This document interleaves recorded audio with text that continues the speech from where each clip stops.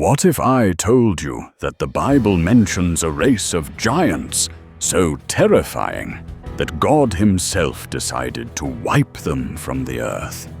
And what if these giants didn't just disappear, but left behind evidence that archaeologists are still finding today?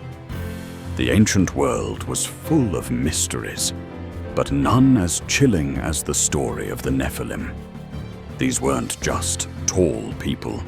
According to ancient texts, they were massive beings that stood between 9 and 12 feet tall, with strength that could crush stone and appetites for violence that made even the bravest warriors tremble.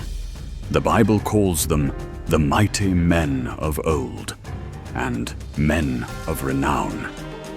But there's a darker truth hidden in those words. If you want to discover more biblical mysteries that history tried to bury, hit that subscribe button now, because we're about to dive deep into one of the most controversial topics ever written. Picture this. It's around 3000 BC, and the world looks nothing like today. Small human settlements dot the landscape, surrounded by vast wilderness where anything could be hiding. The people of this time lived in constant fear, not just of wild animals or natural disasters, but of something far worse. Something that walked on 2 legs, but wasn't quite human. The book of Genesis tells us that the sons of God saw that the daughters of humans were beautiful, and they married any of them they chose. But this wasn't a love story. These sons of God were fallen angels who had abandoned their heavenly realm to satisfy their earthly desires. The result of these unholy unions were the Nephilim, creatures that combined the worst aspects of both worlds. Imagine being a farmer in those days. You're working your fields when you hear heavy footsteps approaching. The ground shakes beneath your feet. You look up and see a figure towering over you, so tall that it blocks out the sun. Its eyes burn with an intelligence that isn't quite human, and its massive hands could snap you in half without effort. This wasn't fantasy. To the people of that time, this was reality. The Hebrew word Nephilim literally means the fallen ones, or those who cause others to fall. These giants weren't content to live peacefully alongside humans. Ancient texts describe them as violent beings who consumed enormous amounts of food and eventually turned to eating humans when regular food wasn't enough. They built massive stone structures that required strength no human possessed, and they ruled over early human civilizations with an iron fist. But here's where the story takes a dark turn. God looked down at what the earth had become and saw that every inclination of the thoughts of the human heart was only evil all the time. The Nephilim had corrupted humanity so completely that God decided the only solution was to start over.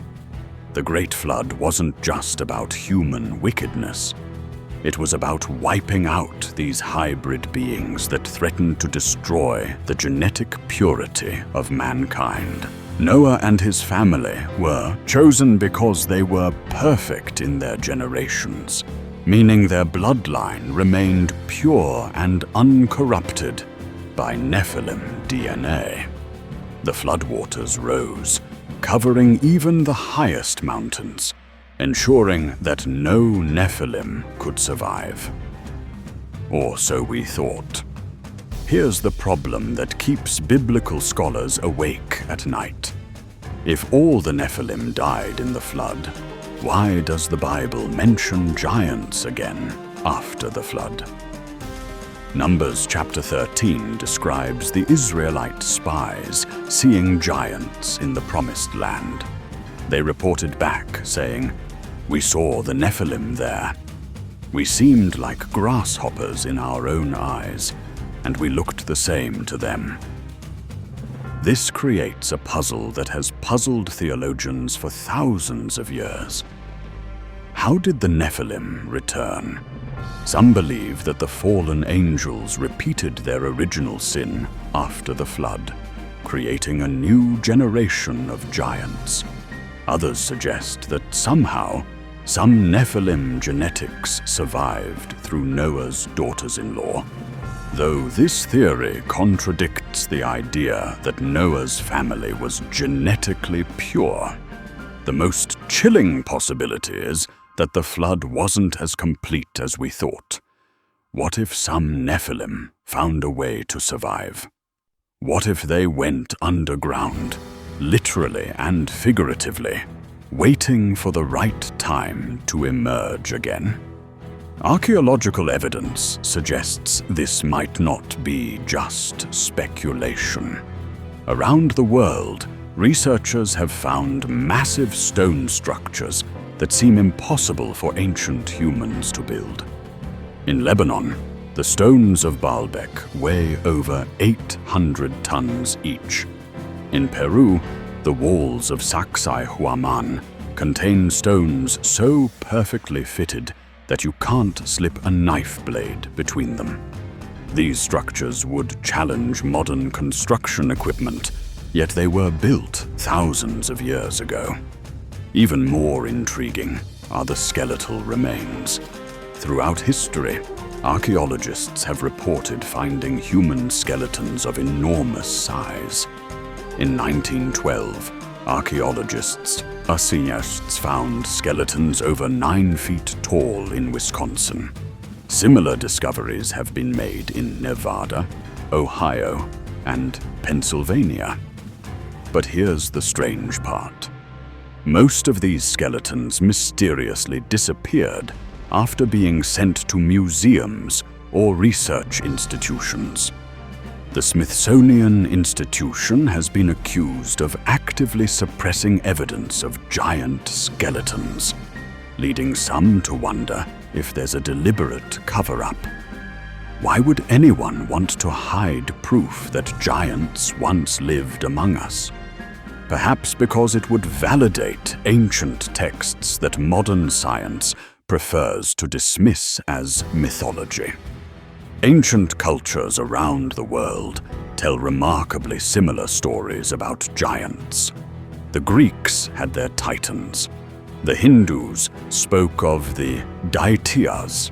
Native American tribes across North America have legends of red-haired giants who were eventually defeated in great wars. These stories span continents and cultures that had no contact with each other. Yet they all describe the same thing: a race of giants that once ruled the earth. But if the Nephilim were real, where did they all go?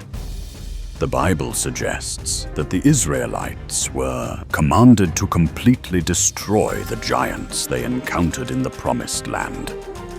King David's victory over Goliath wasn't just a story about faith conquering fear. It was part of a systematic campaign to eliminate the last remnants of the Nephilim bloodline. Some biblical scholars believe this explains God's seemingly harsh commands to the Israelites to show no mercy to certain tribes. These weren't just military conquests. They were genetic warfare, designed to prevent the Nephilim DNA from spreading and corrupting humanity again. Yet the question remains, did they succeed? Some researchers point to certain bloodlines throughout history that seemed to produce unusually large people. Others suggest that Nephilim genetics might explain certain rare medical conditions that cause gigantism today. The implications are staggering. If the Nephilim were real, It means that the biblical account of human history is more literal than many modern people assume. It means that spiritual warfare isn't just a metaphor, but a real battle that shaped human civilization.